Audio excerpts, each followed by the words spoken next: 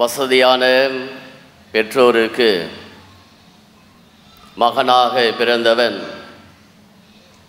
பெற்றோருடைய அதிகமான செல்லம் அந்த மகனை காலப்போக்கிலே ஒரு தவறான வாழ்வை வாழ்வதற்கு தூண்டியது. அதே நேரத்தில் அந்த கிராமத்தில் இருக்கின்ற அனைத்து இளைஞர்களையும் இடைஞ்சல் செய்வது, அவர்களை தவறுக்கு தூண்டுவது என்று பல்வேறு குற்றங்களை செய்வதிலே அந்த வாலிபன் தன்னுடைய வாழ்நாளை செலவழித்து கொண்டிருந்தான். இதனை பார்த்த அந்த கிராமத்தார் அந்த பெற்றோரிடத்திலே சொல்லி, உங்களுடைய மகனை எப்படியாவது கண்டித்து திருத்துங்கள், அவனை நல்லவனாக வாழ வைப்பதற்கு முயற்சி செய்யுங்கள் என்று கூறினார்கள். இருந்தாலும் யாருடைய பேச்சையும் கேட்காமல் அந்த வாலிபன் தான் நினைத்தது போன்று வாழத் தொடங்கினான். ஒரு கட்டத்திலே அந்த கிராமத்து மக்கள் அனைவரும் ஒன்றாக சேர்ந்து எப்படியாவது அந்த இளைஞனை திருத்த வேண்டும், நல்ல வழிக்கு கொண்டு வர வேண்டும் என்பதற்காக முயற்சி செய்தார்கள். எனவே அவனை கட்டாயப்படுத்தி அருகாமையில் இருக்கின்ற ஒரு ஆசிரமத்திற்கு அவனை அனுப்பி வைக்கின்றார்கள். அந்த வாலிபனும் வேண்டா விருப்போடு ஆசிரமத்திற்கு செல்லுகின்றான். ஒரு 3-4 வாரங்கள் அங்கே ஆசிரம வாழ்க்கையை வாழ்ந்து கொண்டிருக்கின்றான். பிறகு அவனுக்கு அந்த ஆசிரம வாழ்க்கை சலித்து போய்விடுகின்றது. காரணம், தினந்தோறும் காலையில் நேரத்தோடு எழ வேண்டும், பிறகு தியானம் செய்வதற்கு செல்ல வேண்டும், உடற்பயிற்சிகள் செல்ல வேண்டும், ஆசிரம வளாகத்தை தூய்மை செய்ய வேண்டும். பிறகு அதைவிட மிகவும் மோசமான காரியம், ஆசிரமத்தில் தினந்தோறும் சைவ உணவு மட்டுமே வழங்கப்படுகின்றது, அசைவ உணவு கிடையாது. எனவே இந்த வாழ்க்கையை வாழ்ந்த அந்த வாலிபனுடைய வாழ்வானது காலப்போக்கிலே வெறுத்து போய்விடுகின்றது. அங்கே இருக்கின்ற மற்ற ஆசிரமவாசிகளிடத்திலேயே முறையிடத் தொடங்குகின்றான். இனிமேல் என்னால் ஒரு காலம் இந்த ஆசிரமத்திலே வாழ முடியாது, நான் வீட்டிற்கு போகின்றேன் என்ற கோரிக்கைகளை பல மனிதரிடத்திலே சொல்லுகிறான். இறுதியாக ஆசிரமத்தின் தலைவர் முனிவரிடத்திலே சென்று, இனிமேல் என்னால் இங்கே ஒரு காலம் வாழ முடியாது, தயவு செய்து என்னை வீட்டுக்கு அனுப்புங்க, நான் போகிறேன் அப்படி என்று கேட்கின்றான். பிறகு முனிவரும் அவனுடைய அந்த கட்டாயப்படுத்துகின்ற குணத்தை பார்த்து ஒப்புக்கொள்ளுகின்றார். இருந்த போதிலும் நீ போவதற்கு முன்பாக ஒரே ஒரு காரியத்தை எனக்காக செய்துவிட்டு போ, நீ வீட்டிற்கு தாராளமாக செல்லலாம் என்று சொல்லுகின்றார். அதற்கு வாலிபனும் சரி என்று ஒத்துக்கொள்ளுகிறான். அப்பொழுது முனிவர் சொல்லுகிறார், அந்த கட்டடத்தில் இருக்கின்ற பரணையின் மீது ஏறு, அங்கே பரணையில் ஒரு சல்லடை இருக்கும், அந்த சல்லடையை எடுத்துக்கொண்டு வா என்று கூறுகிறார். எனவே அந்த வாலிபனும் பரணையின் மீது ஏறி அங்கே கிடந்த ஒரு சல்லடையை தேடி கண்டுபிடித்து எடுத்து கொண்டு வருகிறான். அப்பொழுது அந்த முனிவர் சொல்லுகிறார், நீ இந்த சல்லடையை எடுத்து சென்று, அதே தெரிகின்றதே தொட்டி, அந்த தொட்டியில் இருக்கின்ற தண்ணீரில் மூழ்க வைத்து இந்த சல்லடை நிறைய தண்ணீரை நிரப்பி என்னிடத்திலே கொண்டு வந்து கொடுத்துவிட்டு நீ தாராளமாக வீட்டிற்கு செல்லலாம் என்று முனிவர் சொல்லுகிறார். இதனை கேட்டவுடன் அந்த வாலிபனுக்கு கொஞ்சம் வருத்தம். சரி, இருந்தாலும் முயற்சிக்கலாமே என்ற எண்ணத்தோடு அந்த வாலிபன் செல்லுகின்றான். தொட்டியிலே வைத்து அந்த சல்லடையை மூழ்கடிக்கின்றான். பிறகு தூக்கி கொண்டு ஓடி வருகின்றான். ஏறக்குறைய முனிவர் கிட்ட வந்துட்டான். அது வரைக்கும் தண்ணி இருந்தது. பிறகு தண்ணீர் எல்லாம் வெளியே சென்று விட்டது. பிறகு 2வது முறையாக சென்று அதே தொட்டியிலே சல்லடையை வைத்து மூழ்கடித்து தண்ணீரை நிரப்பி ஒரு 3/4 வாசி தூரம் வந்தான். தண்ணியெல்லாம் போயிடுச்சு. பிறகு பாதி தூரம் வந்தான். கடைசி நேரத்தில் தொட்டியிலிருந்து சல்லடை எடுக்கின்ற பொழுதே தண்ணீர் எல்லாம் வெளியில் சென்று விட்டது. எனவே முடியாத காரியம் என்பதை உணர்ந்த வாலிபன் என்ன செய்கின்றான்? முனிவரிடத்திலே கொண்டு வந்து கொடுத்து, இதிலே என்னால் தண்ணீரை நிரப்ப முடியவில்லை, இதை நீங்களே வைத்து கொள்ளுங்கள், நான் முடிந்தால் என்னை வீட்டுக்கு அனுப்புங்கள், அல்ல இல்லை என்றால் நான் இங்கேயே இருந்து விடுகிறேன் என்று சொல்லுகிறான். அதற்கு முனிவர் சொல்லுகிறார், நீ பரணையிலிருந்து அந்த சல்லடையை எடுத்து கொண்டு வருகின்ற பொழுது அந்த சல்லடை எப்படி இருந்தது என்று கேட்கின்றார். அதற்கு அந்த வாலிபன் சொல்லுகிறான், அது ரொம்ப நாளாக பயன்படுத்தப்படாமல் பரணையில் கிடந்தது. அந்த சல்லடை முழுவதும் ஒரே ஒட்டடை, தூசி, அதை விட ஒரு மாதிரி பிசு பிசுன்னு கையில் பிடிப்பதற்கே ஒரு அருவருப்பாக இருந்தது. ஆனால் இப்பொழுது எப்படி இருக்கின்றது என்று கேட்கின்றார் முனிவர். ஆனால் இப்பொழுது நான் மீண்டும் மீண்டுமாக தொட்டியில் வைத்து எடுத்ததால் அந்த தண்ணீரிலே இந்த சல்லடையானது கழுவப்பட்டு இப்பொழுது பலபலவென்று பார்ப்பதற்கு இனிமையாக சூரிய ஒளிக்கதிர்கள் பாய்கின்ற பொழுது பார்ப்பதற்கு அழகாகவும், அதைவிடம் குறிப்பாக இவ்வளவு நாள் பயன்பாட்டிற்கு அற்றதாக இருந்த அந்த சல்லடையானது இப்பொழுது பயன்பாட்டிற்கு உரியதாக மாறியிருக்கின்றது என்று அந்த வாலிபன் கூறுகிறான். அப்பொழுது முனிவர் கூறுகிறார், மனிதர்களாகிய நம்முடைய வாழ்வும் அப்படித்தான்.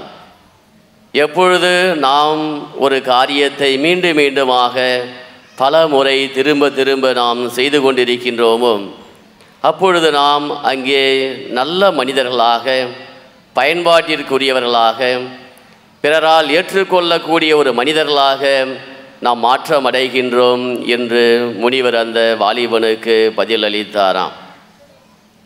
இயேசுவில் அன்புமிக்க சகோதர சகோதரிகளே, கோடி அற்புதர் புனித அந்தோனியாருடைய திருவிழாவை கொண்டாடுவதற்கு நாம் அனைவரும் அந்தோனியாருடைய திருத்தலத்திலே ஒன்றாக கூடியிருக்கின்றோம். அந்தோனியாருடைய வாழ்வு இறை வார்த்தையை மையப்படுத்தியதாக இருந்ததை அவருடைய வாழ்விலிருந்து நம்மால் பார்க்க முடிகின்றது. அதையும் தாண்டி நற்செய்தி வாசகம் நமக்கு உணர்த்துவது, இறை வார்த்தையினுடைய செயல்பாடுகள் எந்த அளவிற்கு மனிதனால் நம்பத்தகாததாகவும் அல்லது மனிதர்களால் வியப்பிற்கு உள்ளாக்கக்கூடியதாகவும் இறை வார்த்தையினுடைய செயல்பாடுகள் இருப்பதை நம்மால் பார்க்க முடிகின்றது. அதாவது நாம் நம்ம வீட்டில் உணவு செய்கின்றோம், உணவு தயாரிக்கின்றோம். சாதாரணமாக ஒரு ரசம் வைக்க வேண்டும் என்றால் கூட அதற்கு பல மூலப்பொருட்கள் தேவைப்படுகின்றது. என்னென்னவோ பொருட்களை பயன்படுத்தி தான் ஒரு ரசத்தை தயாரிக்க வேண்டும், பிறகுதான் அது சுவையாக இருக்கின்றது. ஆனால் எல்லாம் அல்ல கடவுள் இந்த உலகை படைத்தார். இந்த உலகை படைப்பதற்கு கடவுள் எந்த வகையான ஒரு பொருளை, ஒரு மூலப்பொருளை பயன்படுத்தவில்லை. மாறாக தன்னுடைய வார்த்தையின் வழியாக இறைவன் இந்த உலகத்தில் இருக்கின்ற மனிதர்கள் தொடங்கி அனைத்து படைப்புகளையும் மிக அழகாக, நேர்த்தியாக, பயன்பாட்டிற்குரியதாக, மனிதன் வியக்கத்தக்க கூடிய அளவிற்கு இந்த உலகினை இறைவன் படைத்திருக்கின்றார் என்றால் அங்கே இறை வார்த்தையினுடைய மகத்துவம் நமக்கு முழுமையாக வெளிப்படுகின்றது. ஒருவேளை இறைவன் படைத்த இந்த உலகத்தில் இப்போ புவியீர்ப்பு விசை இல்லாமல் போயிடுது, ஒரு 10 நிமிஷம் என்ன நடக்கும்? எல்லாரும் தஞ்சாவூர் பொம்மை மாதிரி தலையை ஆட்டுவோம், பில்டிங் ஆடும், அனைத்தும் ஆடிக்கொண்டிருக்கும். ஆனால் இறைவன் இந்த உலகை படைக்கின்ற பொழுது தன்னுடைய வார்த்தையை பயன்படுத்தி இந்த உலகை படைத்ததால் இந்த உலகமானது ஆண்டாண்டு காலமாக மனிதனுடைய வியப்பிற்கும் மனிதன் வாழ்வதற்கு தகுதியானதுமாக இருப்பதை நம்மால் பார்க்க முடிகின்றது. அதே நேரத்தில் நற்செய்தியினுடைய பகுதியை பார்க்கின்ற பொழுது இறை வார்த்தை என்றும் அழியாது. அதனுடைய அடையாளமாகத்தான் ஆண்டவர் இயேசு கன்னி மரியாளுடைய திருவயிற்றில் அவதரித்து மகனாக பிறக்கின்றார்.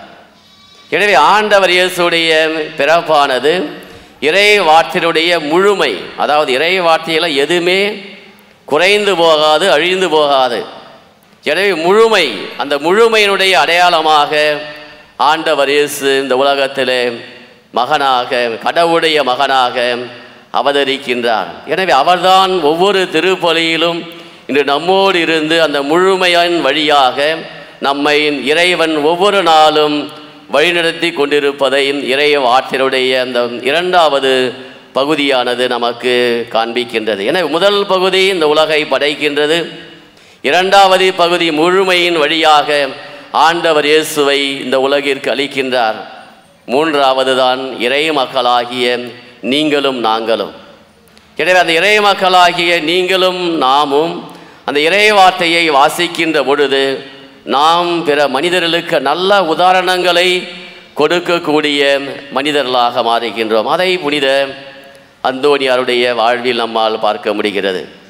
நம்மளாம் நண்பர்கள் வீட்டிற்கு அல்லது சொந்தக்காரங்க வீட்டுக்கு போனால் என்ன பண்ணுவோம்? அவங்கள பற்றி இவங்கள பற்றி அங்கங்கே நின்று கொண்டு உரையாடி கொண்டிருப்போம், பேசி கொண்டிருப்போம். அல்லது இப்போல்லாம் பிள்ளைகளுக்கு தனித்தனி ரூமு வீட்டில். எதற்காக என்றால் அவர்கள் தொல்லைகள் இல்லாமல் தொலைபேசியை பார்க்க வேண்டும், அதற்காக. ஆனால் புனித அந்தோனியாரை பார்க்கின்றோம்.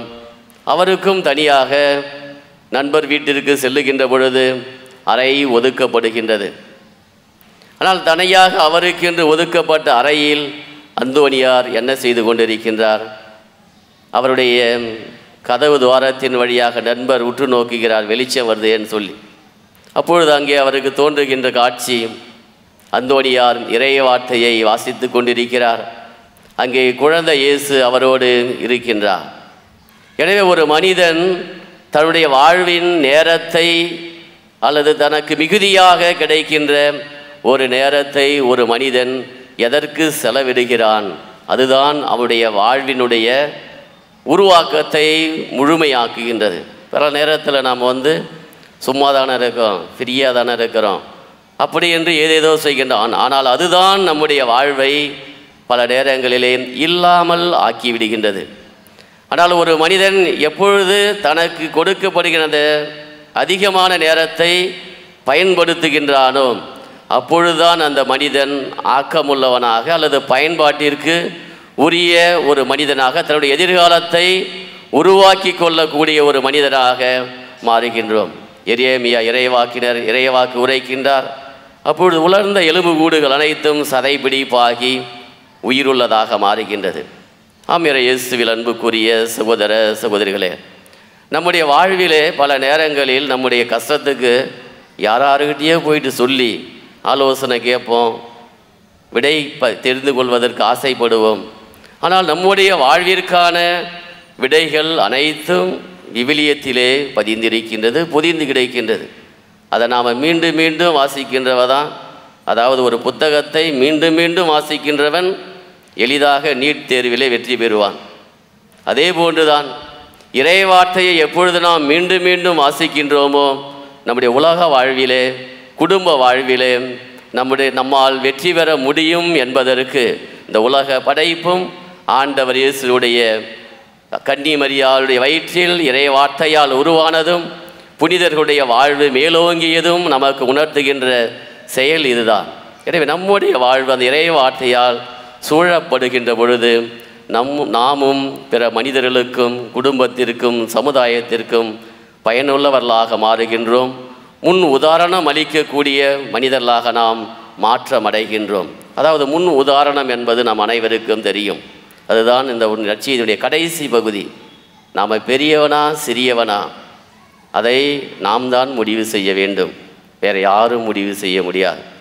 நான் பெரியவனாக இருக்க வேண்டும் என்றால் நல்ல உதாரணம். அதற்கு நாம் இந்நேரம் வரையில் சிந்தித்தவற்றை கடைபிடிக்கின்ற பொழுது நான் பெரியவனாக மாறுகின்றேன். நான் எப்பொழுது சிறியவனாக மாறுறேன்? எதையுமே கண்டுகொள்ளாமல், இறை வார்த்தையை வாசிக்காமல், இறை வழியில் நான் சிந்திக்காமல் வாழ்கின்ற பொழுது நான் சிறியவனாக மாறிக்கொண்டிருக்கின்றேன். எனவே இயேசுவில் அன்புக்குரிய சகோதர சகோதரிகளே, கோடி அற்புதர் புனித அந்தோனியார் நமக்கு வாழ்ந்து காட்டியது நான் பெரியவனாக மாற வேண்டும். அவர் பெரியவராக இருப்பதால் தான் அவரை தேடி ஓடி வருகின்றோம். எனவே நாமும் பெரியவர்களாக இருப்போம், பிறருக்கு முன் உதாரணம் உள்ள மனிதர்களாக வாழ்வோம். பிறருக்கு பயனுள்ள நல்ல மனிதர்களாக நாம் வாழ்ந்து இறை அரசை இந்த உலகிலே கட்டி எழுப்புவதற்கான அருள் வரங்களை வேண்டி தொடர்ந்து ஜெபிப்போம். ஆமீன்.